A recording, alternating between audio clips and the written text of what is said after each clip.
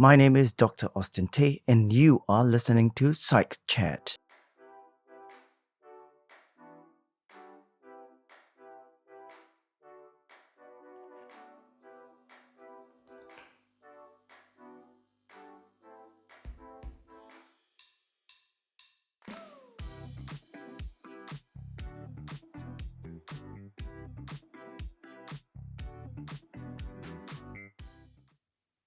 Welcome to PsychChat. I'm your host, Dr. Austin Tay. Today, I'm joined by Karen Mills, a business psychologist, a senior manager for adult care, director of business and strategy for Psychology Business Incubator, PBI for short, an author, and also a PhD student researching addiction. Hi, Karen. How are you? Hi, thank you so much for having me. I'm great, thank you. Well, the pleasure is mine. Today, we're going to be talking about something that is an important topic, I think, that people don't really talk about. So perhaps I could just ask you the first question. When most of us hear the word Yeah, addiction, we immediately think of illegal drugs or rock bottom moments. Why is that picture so incomplete? And what does addiction actually look like in everyday life? thank you. I agree. It's a very important topic. When we talk about addiction, we rarely talk about the patterns of behavior and the go-to generalization about illegal substances. Um, Addiction is best understood as a compulsion rather than a choice, a continued engagement despite potential harm, whether that harm's physical, financial, or emotional. Um, it's not a failure of intelligence, of moral weakness, or a lack of insight. Hmm. Now, you say addiction is a compulsion, not a choice. There's a big shift from how most people think about it. Can you help us understand what that actually mean for someone who is living with an addiction? Yeah, so there's an assumption that addiction is about wanting something more, when in actual fact it's about being able to choose it less. There is a stigma attached to addiction, which makes it even more difficult for people to come forward. So that's definitely something that I'm keen to break down, and have conversations like this is really important. Hmm. There are two broad terms of addiction. There is substance addiction and there is behavioural addiction as well. Tell us a little bit more about these two broad terms of addiction, please. Yeah, sure. So with substance addiction, it generally involves a psychoactive substance that alters the brain chemistry, and over time, the body adapts and the tolerance adapts and makes the choosing part a lot more difficult and the need more difficult to ignore. This is generally where withdrawal symptoms start to occur, um, and risks develop both physically and medically as well. Examples of psychoactive substances include alcohol, opioids, and prescription medication. When we talk about behavioral addiction, there's no external chemical substance involved, but it involves rewarding behaviors and reinforcing them behaviors. And that's through dopamine release in the brain. This is more of a psychological dependence than a physical one or a medical one as compared to substance addiction. Examples of behavioral addiction include gambling, pornography, shopping. So with behavioral There addiction, are, because there's no chemical substance involved, right? So why is it just as yeah, hard to stop? there's shared features between both of them, including compulsion, a loss of control, shame, and also a continued engagement in the addiction despite harm. Um, yeah. So for the purposes of this podcast, I would like to be focusing a bit more on substance addiction, but Sure. I thought it'd be important to introduce both types. Sure. I think it will be quite interesting for the listeners and also for the viewers on YouTube to actually understand a little bit more about the substance addiction. So please do tell us a bit more about that. Yeah, so substance addiction can be really complex. There are several components that need to be considered when looking at substance addiction. If we consider the biological component, this is the neurochemical adaptation in the brain. There's a personalization in escalation and intolerance levels, physical withdrawals, and the increase in medical risk, the secondary health conditions as well that come alongside the substance addiction. We also need to consider the societal normalisation of substances, and that makes the addiction more difficult to determine or separate. And when I say that, I mean the example of alcohol being embedded into a culture. For example, a big law firm might have a big win, and the societal normalization is to go out for a meal. You have one drink, you have two drinks, and that's what makes it more difficult to determine the actual addiction if it's built in to the culture of an organization or into what you do normally to celebrate things. Also, prescription medication is legal, which makes it even more difficult to identify. Mm. But it's the misuse of these drugs and alcohol that mostly begin in acceptable contexts, which makes it even more difficult to determine. Right. I mean, you were talking about social normalization. How is it making it very difficult to spot when someone has actually crossed that line towards addiction itself? Yeah. Addiction is identified in the DSM-5, and it's rooted on the effect that the behavior has on the individual in a 12-month period. So in the DSM-5, you have substance abuse, substance dependence, and substance use disorder, and they are separately determined. And they're determined on the effect that the usage is having on other areas of that individual's life, such as work, home, life, relationships, and they're tiered on levels of mild, moderate, and severe. So, what is the impact then on the individual with a substance addiction? I think above all else, it is the individual experiencing it at the center of this addiction, and the impact it has must always be considered. There is a psychological impact, the growing shame, the anxiety of being discovered, the constant internal conflict, and many people live with a widening gap between who they believe they are and what they're doing. Over time, this can affect people's mood, their sleep, their emotional regulation, and there's a constant mental negotiation of, it's okay, I'll just stop next week. We also have to consider the physical impact, the health deterioration, the effects of withdrawal on the body, and the buildup of tolerance.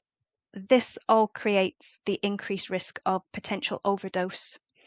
The body adapts, and that adaptation is what can trap people. Thirdly, we consider the relational impact, becoming emotionally withdrawn, avoiding socialization for the fear of being found out, secrecy and conflict with loved ones because they might not know what's going on. Mm. So, as most of us are not clinicians, right? If a colleague of mine or someone we care about is struggling, what are the early signs we should be paying attention to before it becomes a crisis? Yeah, this is really, really important. And what I'd like to get across is there isn't one checklist. The important thing is to look out for patterns.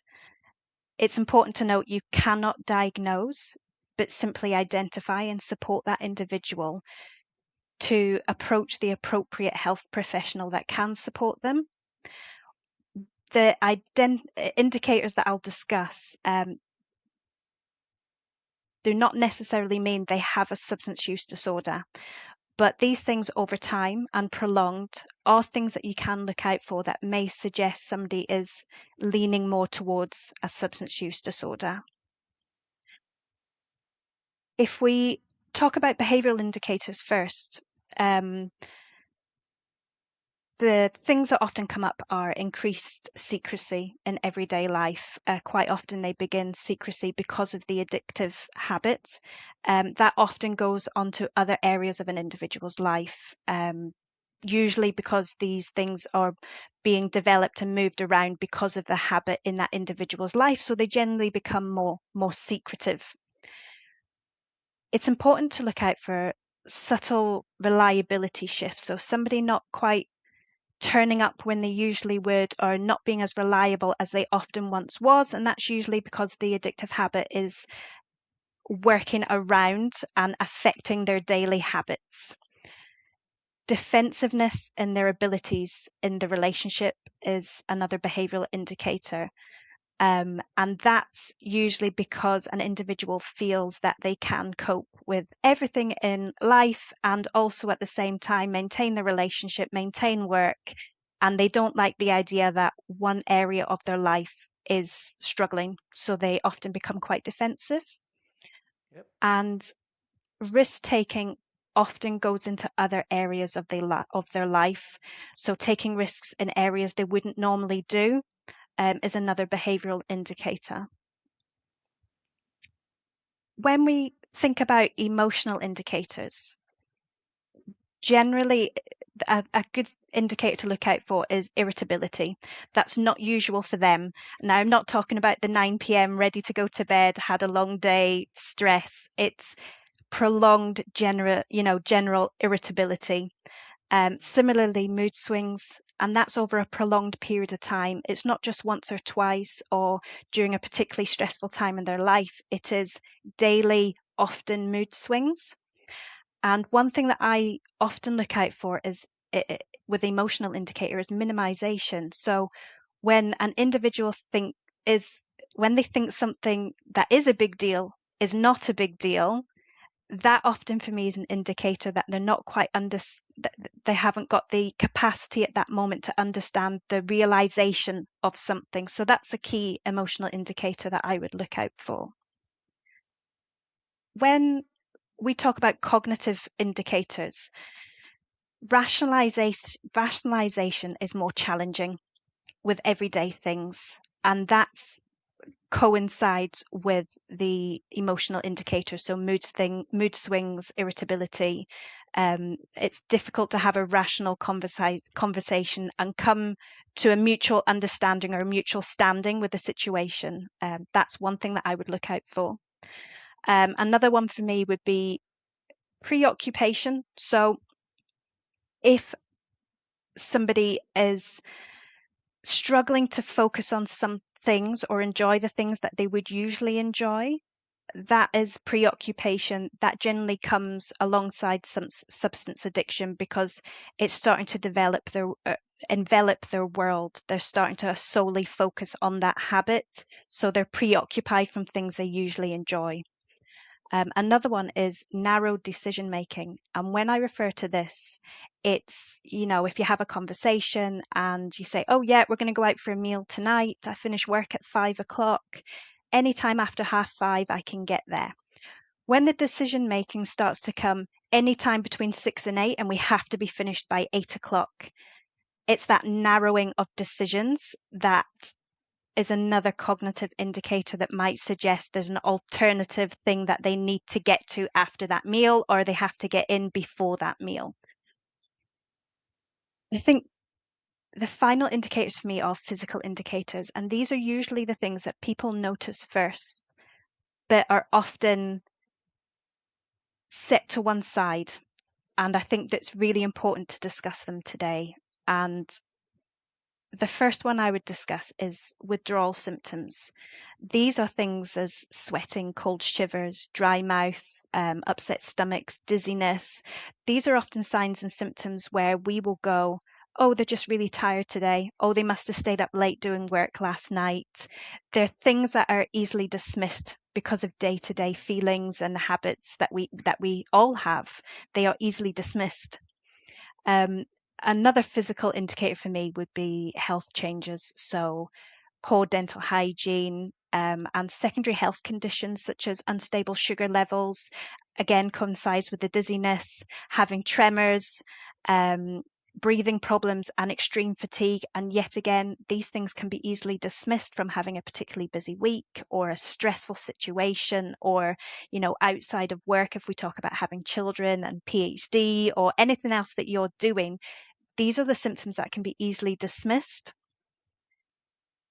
Another physical sign for me is sleep disruption. And when I say that, it could be on either end of the continuum. It could be insomnia or it could be extreme drowsiness. And I think it depends on where that individual is in their, I say, addictive journey. Um, you could be, and also dependent on the type of substance that you are taking. So it's kind of a continuum based on what that person is engaging in. A big indicator for me is somebody's physical appearance. So looking unkept, not dressing the way that they would, not taking the physical effort that they usually would in how they dress, how they put their makeup on, how they do their hair, having their nails done, them little things that you notice about an individual. And that's something like, again, that can be easily dismissed. Another one for me is change in appetite. Now, usually during active addiction, weight loss is quite a big indicator because your appetite is suppressed. However, when you're not actively taking that substance, you can find that people either excessively eat to make up for that period of suppressed appetite, or they become very, I can't think of the words, they become very obsessed with one or two types of food and they eat them continually. And that's because of the changes to the body and the effects that the substance addiction can have on your appetite. You taste change. So these are a couple of things that I would look out for. But what I would like to be very clear on, that one sign alone means very little. It's the pattern of these things over time and prolonged. We can all have a bad day. We can all have a really stressful Yeah. week where, for me, not getting my nails done, that's happened. We, Yes. we all have stressful weeks and months. And what it is about identifying these and seeing these patterns over a period of time. Yeah, I kind of agree with what you just said. While we can't have a list to identify addiction, but those indicators that you share, my kind of question would be: should we then be using those indicators in tandem or together, or should we just look at it separately? And as you also alluded just now, some of those behaviors might not necessarily mean addiction. It's just people having a bad day, right? Or just overindulging on TikTok or social media or whatever you. So it could be just one time off and not a clear sign of addiction. So would you recommend, if someone who is looking out for their friends or colleagues are seeing things, should they use these indicators in tandem, or should we just look at using it differently, separately, individually rather? I think it's important to note them. And I think it's really difficult, the relationship you have with that person. I think outside of work and in a professional capacity, you would deal with them very, very differently. If that was my friend and, I noticed something, I would have a conversation with them and say, look, you're not quite yourself. I've noticed this, this, and this. Do you want to talk about it? Is there anything we need to know? And that's something that's really difficult in a professional capacity. And I think the relationship you have is very different. Um, in a professional capacity, if it was me looking at my staff member or somebody that we look after in adult social care, it would be noting these things over time, taking a note, letting other people know, I'm just a little bit concerned about this person, within confidentiality. I've noticed these things, but I'll keep an eye on them and I'll just make sure that they know that I'm here to support them if they need to. Mm, mm. Well, with those indicators that you share, In my mind, I was just thinking, I know you work in healthcare. Are there any specific high risk sectors that we need to know whether we see more people getting addicted to all forms of addiction? I think, yeah, addiction doesn't discriminate, but there's definitely environments that can increase the risk. Um, Risk factors can include, isolation, physical injury, performance pressure in your role, having access to substances, chronic stress. So there's all these elements that are risk factors. And if we look at certain, you know, career sectors, um, I would like to say it's not a determinant, but they can definitely increase your risk. So, as you said there, I work in healthcare. With healthcare, we've got chronic stress and we've got access to substances. So, that gives us a bit more of an increased risk of the potential for a substance addiction. Um, if we think about law and finance sector, they've got constant performance pressure and they've got an alcohol culture. So it's different risks in different sectors. For example, as well, construction, you've got a high risk of physical injury and therefore a high rate of people that are on long-term opioids Yep. for physical injury. Again, that's an increased risk factor. Uh, for me, the biggest risk factor is any type of senior leadership role.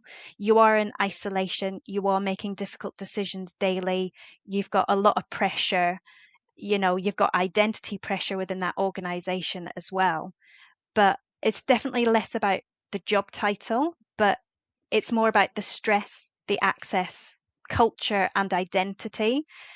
And these sectors are just high risk. It doesn't mean that by being in these roles, you are determined to have an addictive habit, but it's definitely elements of these sectors that make it more high risk.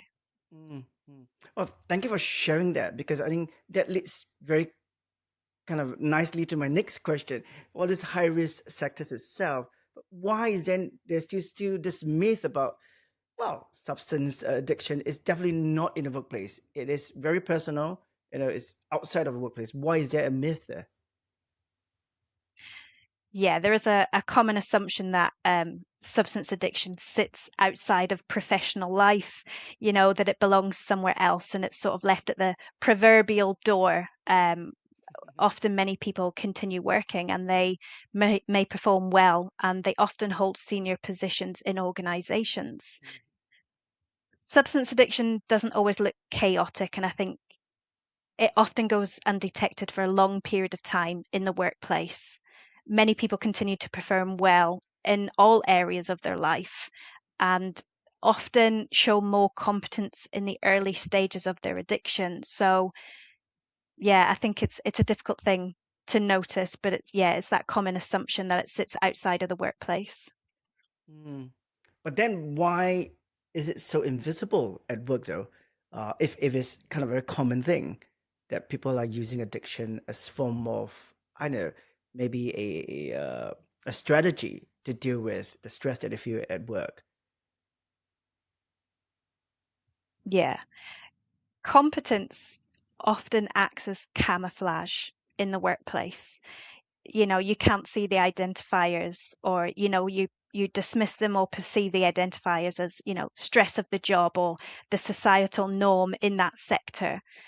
High performance often reassures managers that everything is okay, and in an organization, high performance and doing well, you won't have them further discussions as to why they're doing well. You're assuming they're just doing well because they're good at what they do. And I think most importantly, the fear of damage to reputation often delays help seeking behaviors from employees. The more that someone's identity is built around being capable in their role, the harder it can feel to admit when they are struggling. Isolation often increases due to the pressure and decisions being made in the role, and the perceived notion that there's no room to fall apart.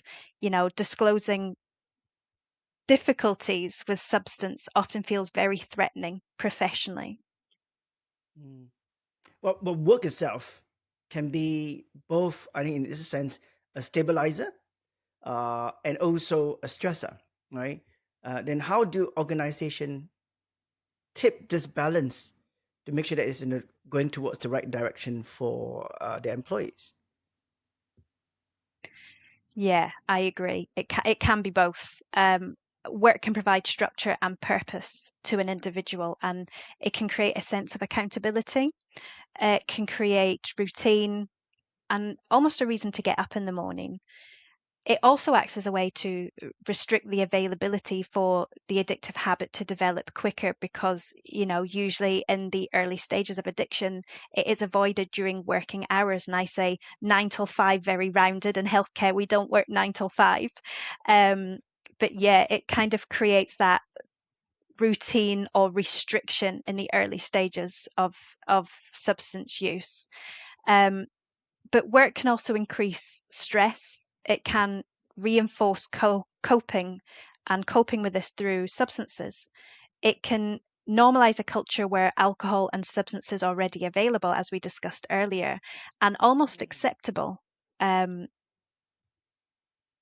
but just to confirm, work doesn't cause addiction, but it can shape how it develops and how long it can go unnoticed for. Work can be a positive or a negative, but I think what is important is having people in the workplace who can identify these concerns, these identifiers, and are capable of having them discussions if they do have concerns. Mm. And then you were talking about the identifiers and also perhaps I was thinking about substance abuse here. Obviously, there will be kind of co-factors that implicate that. And in the kind of work that you do and what you have from your experience itself, do you think there are factors that actually increase the use of substance in the workplace? Yeah, substance misuse rarely exists alone. There's usually, we say, co occurrences. Things such as anxiety, depression, previous trauma, burnout, neurodiversity, chronic pain. Often the addiction is the agenda that everyone thinks needs to be resolved first, but we often treat the individual while the system around them still remains unchanged. So we're not fully supporting the individual in all areas that they require the support, but there are Mm. definitely areas that can increase the risk. So, in the context of an organization, then, what can they do to actually support employees who are, suffering or dealing with substance issues? Yeah, there are a number of things that organizations can do. They can look at the culture within the organization, they can look at their manager capability and also their structure as well. I'm happy to go a little bit more in depth into each of them if you think that's a good idea. Yeah, please do. Okay, so when I speak about the culture of an organization, I'm talking about creating a psychologically safe place in the workplace. Uh, Mm. People often delay help because they have a fear of damaging their career, the fear of disciplinary action against them. The stigma attached to substance addiction is a major roadblock. It's important that any disclosure is dealt with privately and in line with the company policies, and GDPR is maintained throughout any well-being conversations. I think what's important is organizations encouraging early I say curious conversations when identifiers are seen, and providing the opportunity for employees to come forward and discuss the concerns that they have. I think what's also important is ensuring organizations separate well-being discussions and performance-related discussions so the employee feels safe and secure to have them discussions about well-being. As we mentioned earlier, there's this massive fear of, disciplinary, of stigma, of, the fear of disclosures being made to staff teams. I think it's important that we create that psychologically safe space. And I often believe that if the first conversation that someone has about substance use being in a formal HR meeting, then we've intervened too late. Mm, yeah. I was just wondering, you were talking about people who are um, using substance in the workplace. It's good that if organization Mhm. can have those first conversation. What if it has gone beyond that? Just wondering, is there any legal framework that we can use or organization could look at in the context of in the UK itself?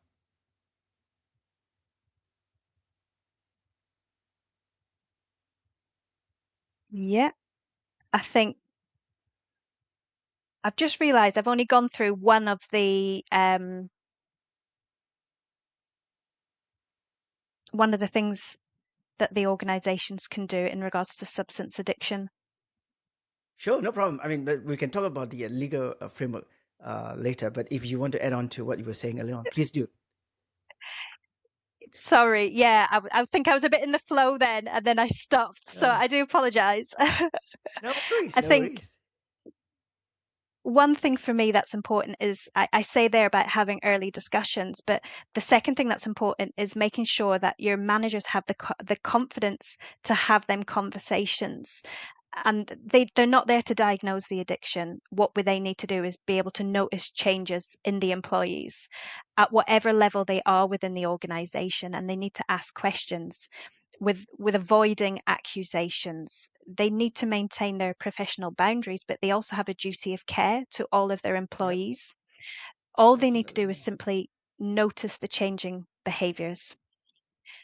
The biggest thing we can do is empower our managers to feel prepared for these types of conversations. And they are really tricky to navigate. And these conversations are usually very emotionally charged. Um, these conversations need to be done so in a psychologically safe space, as we mentioned earlier. When I referred to structure earlier, I think, and leading on to what you said as well, it's referring to companies' policies and the pathways that they have in place.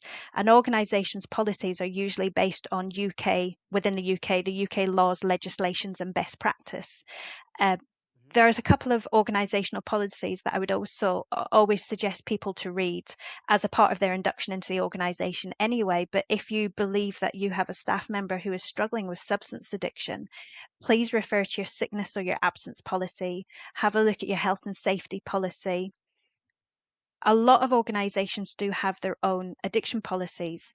It may require you just to dig a little bit deeper, but always feel comfortable to ask your HR or your line manager for the support and guidance that you need if you are concerned about one of your employees. So, with regards to what we were talking about, the legal framework, is there some legal framework that we could actually look at? Legally, addiction sits in a very complicated space. Although organisations have a legal duty to ensure the safety of their employees, they also have a duty to report any illegal conduct during working hours. If we look at laws and legislations that I would consider, if we look under the Equality Act 2010, addiction is not automatically classed as a disability. However, the associated mental health conditions that are often associated with addiction, you would be protected under the Equality Act if you have that dual diagnosis.